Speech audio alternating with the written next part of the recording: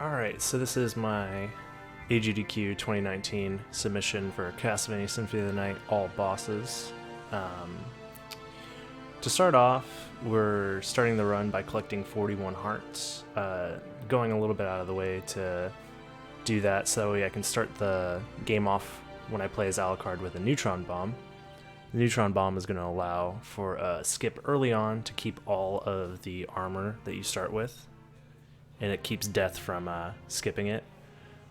A small trick that you go for here, when you're casting the Hydro Storm, you see me throwing the Holy Water. I'm going for a damage stat glitch. It kind of like breaks the game's attack limit and it allows there to be damage on every frame of the Hydro Storm as opposed to like set time intervals, but I didn't get any there. It saves like minimal time, and the beginning of the run, honestly, there's not a whole lot of time to be saved because there is a cycle, a global cycle that you have to wait for, and it doesn't really show up until 8 minutes into the run. We call it the clock rush as a community. There's a clock room that the statue opens on every other minute, so on even minutes, the room opens up and allows you to go to Alrox's quarters. On odd minutes, it's closed, and on average, you're gonna see a runner going through the clock rush and getting there around the like 7 minute and 40-second mark. So about 20 seconds is just sitting there waiting. But here's that skip that required the neutron bomb coming up right here. I keep this warg alive specifically so that way I can use him for a level up. I set up the positioning such that I level up while the screen is scrolling, and then I backdash out.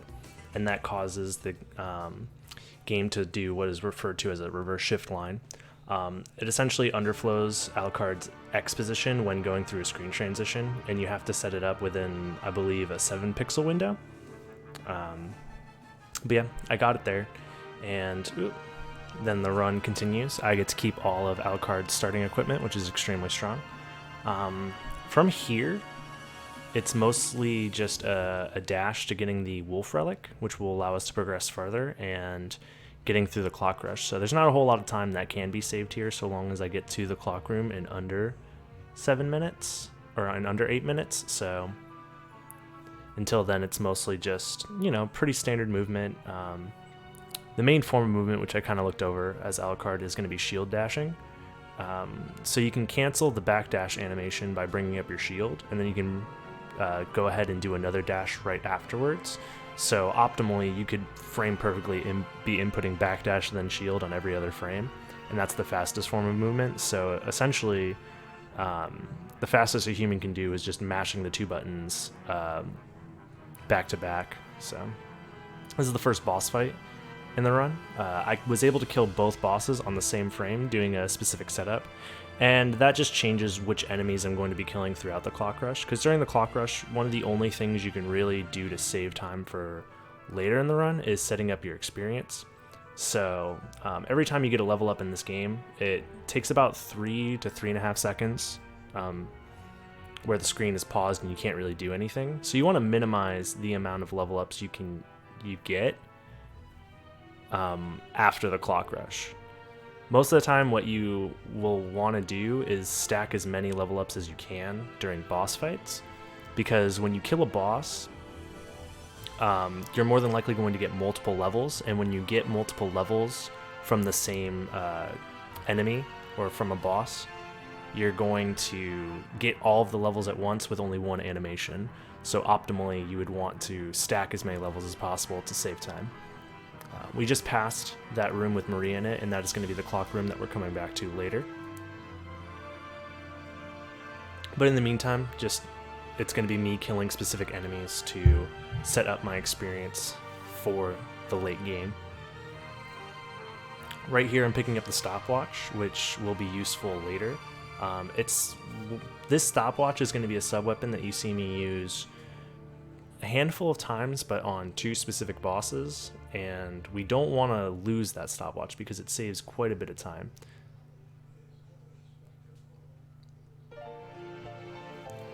We end up having to keep it all the way up until the second doppelganger fight, which is way late into the run. There could be other uses of other sub-weapons, but unfortunately, because it saves so much time, we're going to be using it specifically for these two bosses. Coming up here is the first iteration of the doppelganger fight.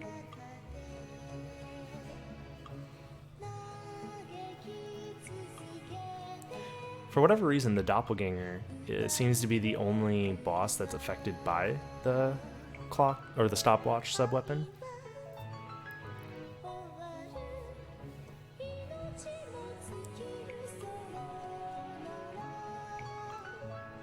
There is a way to screw up the experience route here. So for whatever reason, if you run into doppelganger while you have the stopwatch active,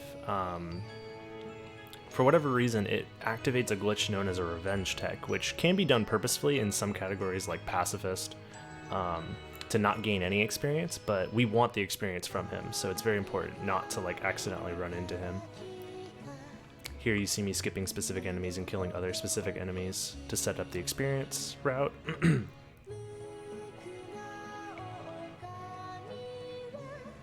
So here we're activating the elevator, which will allow us to get the wolf relic.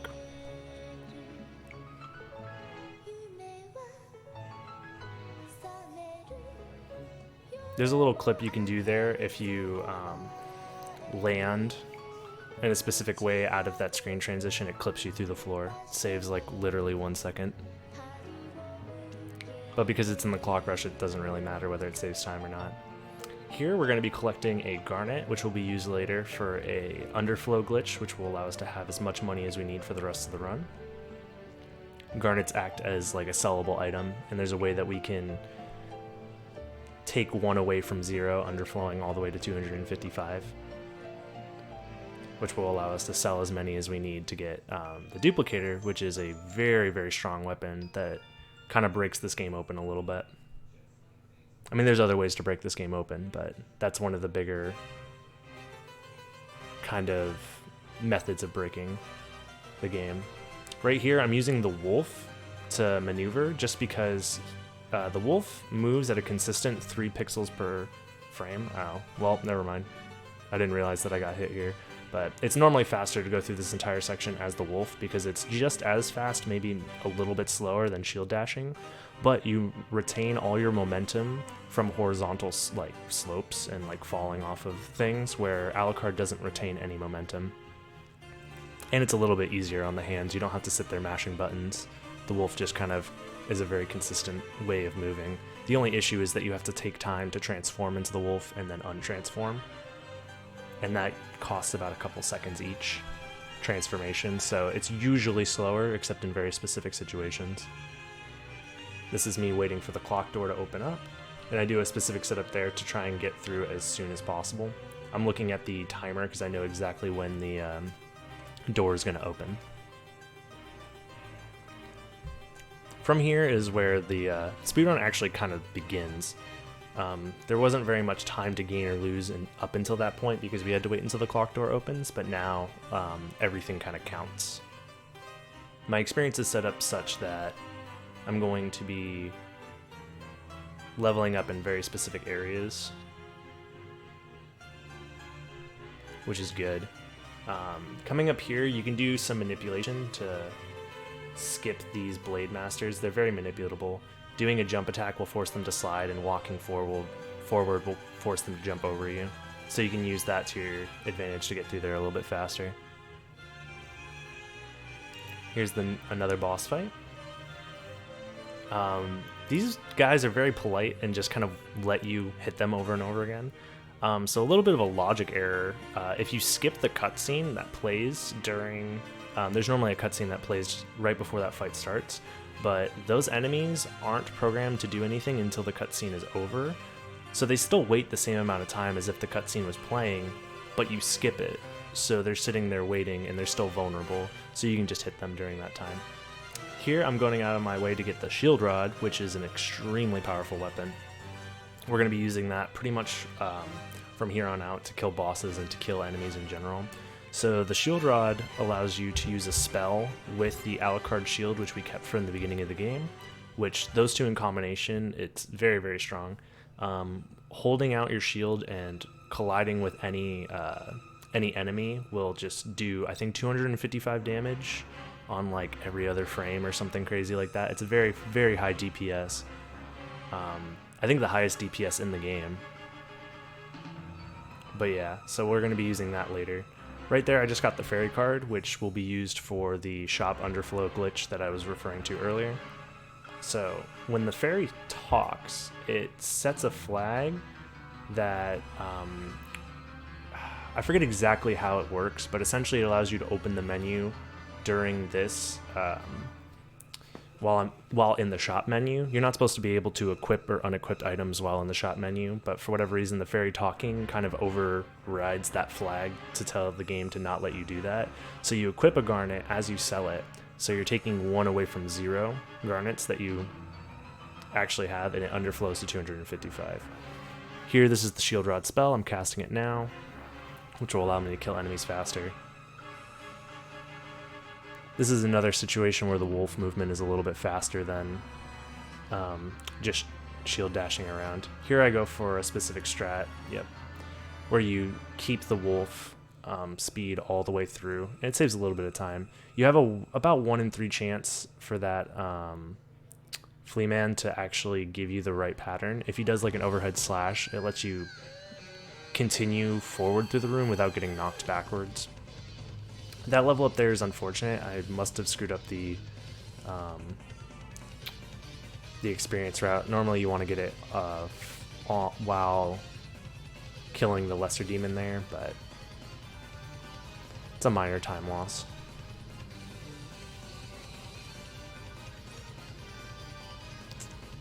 There is an option where you could do a wolf clip to escape this area a little bit faster. Here I go for a more consistent strat of just using a library card and leaving normally.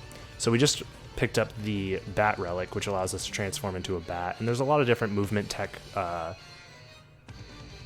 that's associated with the bat form. So the main form of movement you're going to be seeing me doing a lot is wing smashing.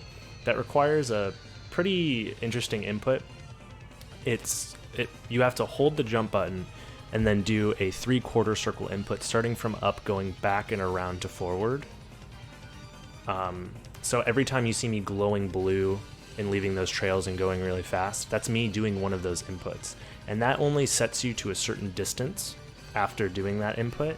So in order to keep a chain of wing smashes going, you have to do the input over and over again. And you can see my mana bar, the blue bar at the top, is like going down by increments at certain periods of time. That's me doing multiple wing smashes to retain my momentum.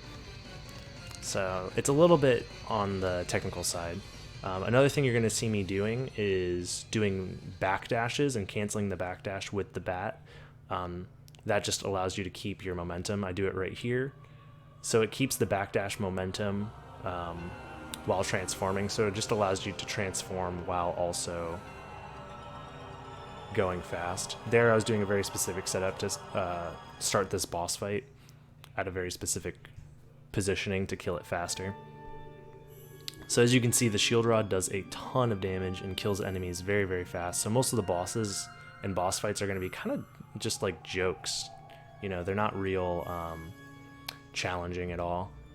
So most of the time saved in this run is going to be based off your wing smash movement and movement in general. Here we activate this teleporter by going to it and opening the door to it. So this will allow us to come back here later once we're done cleaning up all the bosses in the first castle. So here we have most of the movement relics we're going to be using throughout the game. Since we got the leap stone, we can now double jump and dive kick. So you're going to be seeing me use the dive kick, which also has a lot of horizontal momentum, and canceling that into the bat to move fast.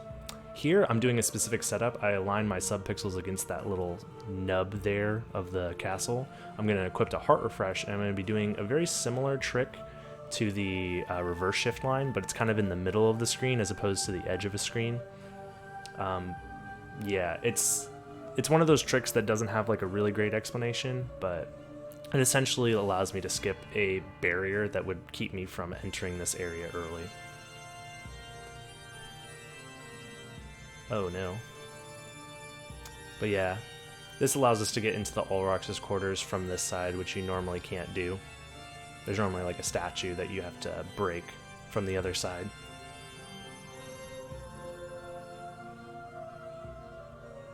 But yeah, more boss fights that are very easy with the shield rod.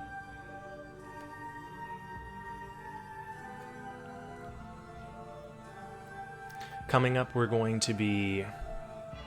I'm not sure if I get the ceiling clip or not, but I forget if I get it in this run or not. But there's a clip that you can go for exactly once. It doesn't save time to get it any other than first try, but essentially you're going to be untransforming on a very specific slope coming up, and it forces you out of bounds, and you can use that to just do a little bit of movement a little bit quicker than doing it inbounds. We're also going to be collecting the gravity boots. This is me going for the clip right here, and I did not seem to get it. Okay. But I'm going to be collecting the gravity boots. That also allows for fast movement vertically. So we have the wing smashing to move fast horizontally, and then the gravity boots that we're collecting here are going to allow us to move quickly vertically. You could also cancel the vertical jump of the gravity boots with a bat, because they allow you to go straight up or diagonal, so it lets you retain your horizontal momentum again. Here we're going for a specific floor clip. This clips us into the caverns early. There's a specific setup that I'm doing here, and I'm also going to be using the map to buffer my inputs because it is pretty frame tight. I believe it's a 2-frame window on the initial jump, depending on your positioning, and a 2 to 1 frame window on the untransformed, depending on your positioning. But yeah, that allows us to get into the caverns early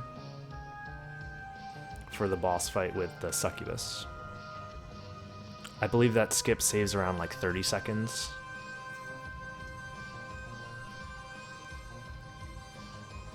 The alternative would have you flying around to activating a switch to open the caverns.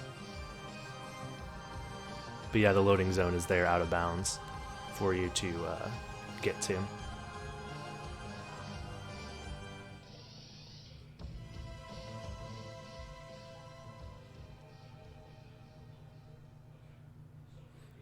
There's a little interesting movement tech. So if you untransform from any of our I think it's just the bat. I don't know if the other forms, other transformations, if you untransform with a ceiling above your head, it gives you a double jump to use, which is pretty interesting, and you use that double jump to kind of just maneuver around.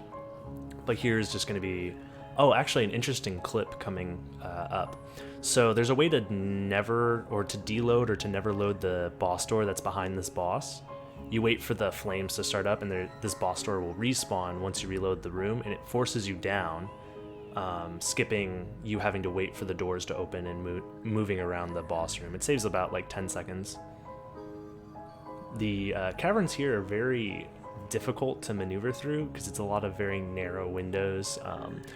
Keeping a wing smash chain throughout this entire section, you barely have enough mana to do it, and most of the time you're going to be hitting some terrain which either forces you upwards or forces you to like cling to the ceiling and will ruin your chain.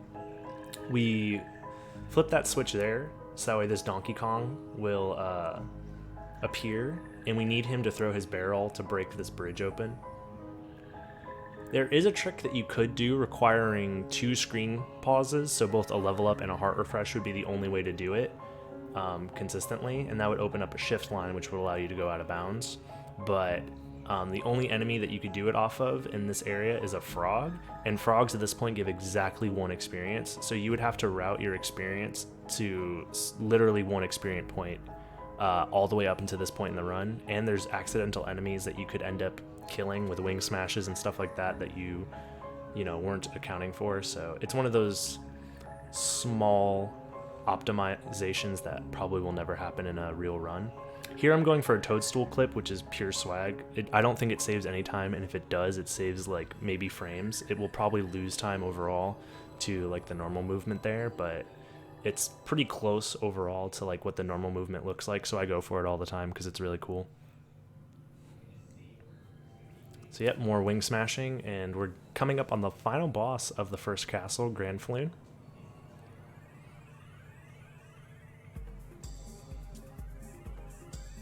Here it looks like I have barely enough mana to get through. Yep, I got it. So if you run out of mana while using the Shield Rod spell, because as you hold out the shield, when you've activated the Shield Rod spell, it drains mana over time, and if you run out of mana, the spell just goes away and you have to reactivate it, which costs like 3 seconds plus menus, so probably close to like 5 or 6 seconds time loss. So in general, you just want to make sure you never run out of mana. Thankfully, because we did the shop glitch and have the duplicator equipped, it allows us to use as many mana refreshes as we want. Normally when you use a mana refresh, it goes away. It's a one use only item. But because the duplicator is equipped, we can use it as many times as we want. I forgot to mention that earlier. So yeah, that's the first castle done.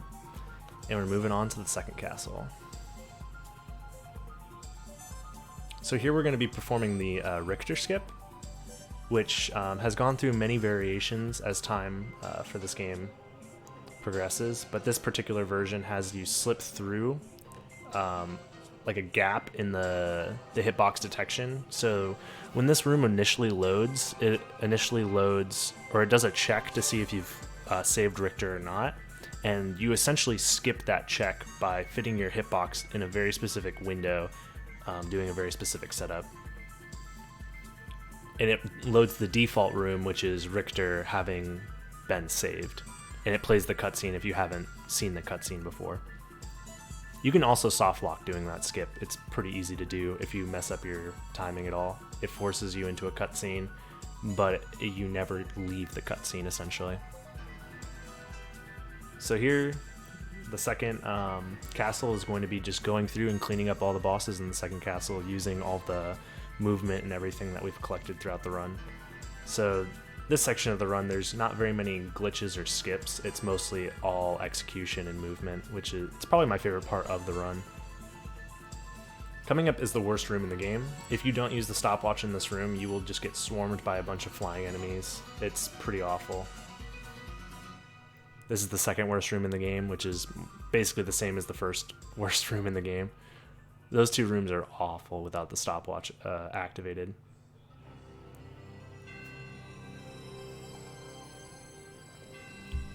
Normally the requirements for beating this game, once you've entered the second castle, are to fight 5 specific bosses, which each one gives you a relic to use to open up the final door, essentially, which is in the same clock room. It's just the floor to the clock room opens up and it gives you access to the final boss.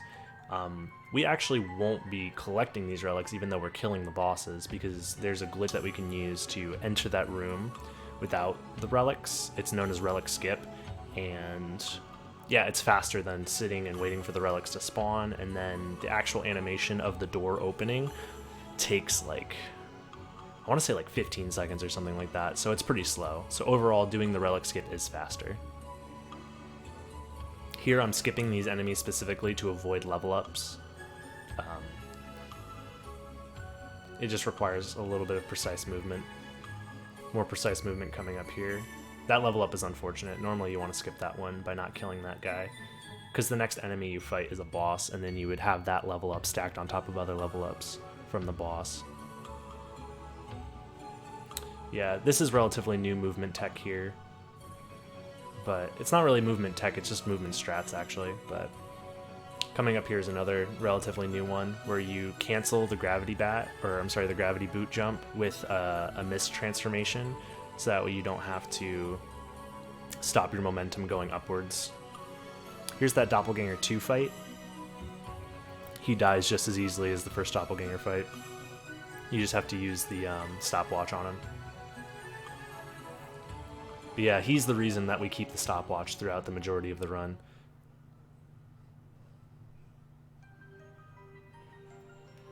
Yeah, those Rock Knights, you're pretty much almost guaranteed to get a level up off every time, because they give quite a bit of experience, and skipping them is difficult. They also have a glitch where their hitboxes will leave the sprite, and you can kill them by flying above them. Here I'm going to be going for the death quick kill. Yep. So I set up my positioning there to kill death as quick as possible. It's pretty random whether you get it or not, because death has a chance of either flying off to the left or flying off to the right. You kind of have to make a guess, and I guessed that he'd be going to the right based off my positioning, but it's still pretty random. Ooh, the movement in this room is pretty rough. And you use the stopwatch to kind of like make sure those bats don't mess with you. This is like notoriously one of the coolest and also most difficult movement sections. Overall pretty decent.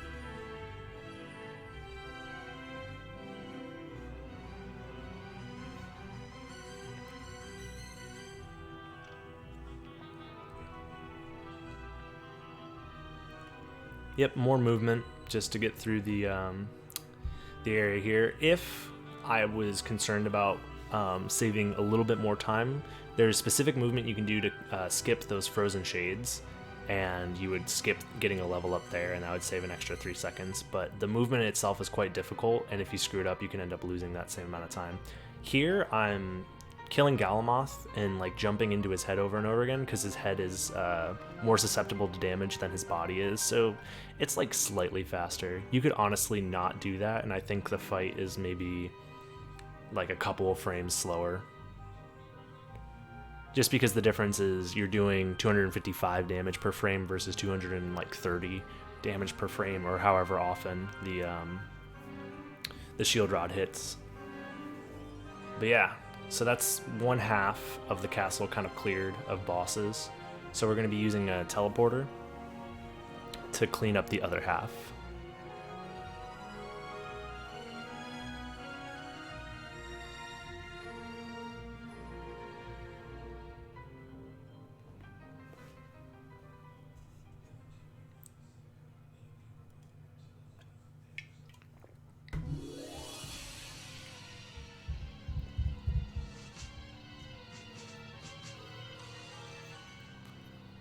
In this next section, there's going to be a lot of like gravity boot cancels with the bat. There's going to be a lot of wing smashing, just more of the general movement. There is an out of bounds that may or may not save time that you could do here, but it's so tight whether it saves time, and it's so much harder than the normal movement that it's probably not worth going for. It is a cool looking out of bounds though. It requires you doing a wolf clip, and since there's nowhere to really send you, it clips you out of bounds. Here we're getting to the reverse All Rocks quarters, where we're going to be fighting Akmadon. He's an interesting boss because he's on the screen for a really long time, but that's mostly for his death animation. Like he takes forever to just die. Like you finish the fight, but then his like animation of him like dying after the fight's over takes forever. You'll see what I mean. So he gets out of his little, sarcophagus, and then he has to fade away to dust over quite a long period of time. Here I'm just doing front slides. They're just like a little swag strat you can do by canceling your dive kick on the ground, and if you're not, if you have a neutral position held, or I guess you would just no inputs forward or backwards or up or down on the directional pad, you get a front slide. There's some strats that are faster when you use a front slide, but most of the time you're just going to be doing back dashes and wing smashes to get around. Here you cancel the end of your gravity jump with the mist. On average, using the mist to cancel what you're doing, whether it's a wing smash, whether it's a gravity jump, or you could even use it to transform into other transformations a little bit faster than normal. It just has a faster animation than like allowing yourself to bonk on the ceiling with the gravity jump. Or if I want to transform into the bat quickly without trying to retain any momentum horizontally, you would just use the mist to transform.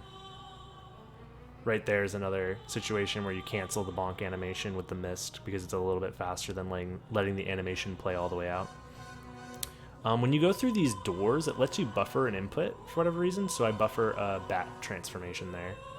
This is also a cool strat. You dive kick off the enemy, or off Beelzebub, while you have the shield rod active, and that just forces the shield rod, or the shield, into the boss's hitbox the entire time. And with that, that's all of the bosses cleared. And from here, it's just movement into doing the relic skip, into beating the game. There I did a little bit of a front slide there, mostly for swag, but I think it saves a little bit of time.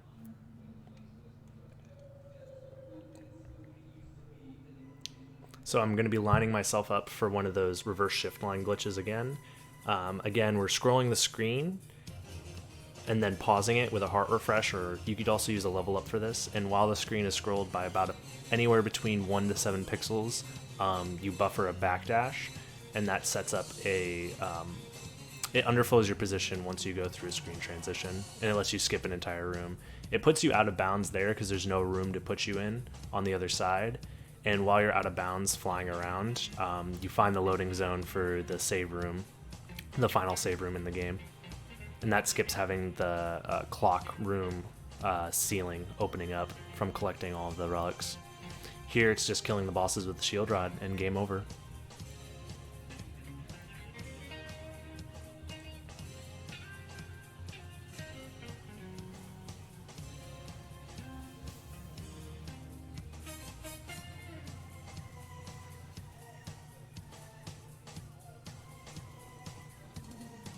Dracula spawns in from the top, so you want to get up there as soon as he spawns in. So I do a gravity jump here with the shield out to try and maximize the amount of time that the shield is attacking him. Also, the encoding for this area usually goes really, really bad. But yeah, overall, pretty decent time, 31:50 for this specific run. The current world record is 31:35 by ROM Scout, and this is the second place time. But yeah, thank you for that. Alrighty guys, that's me done with the commentary for the first run.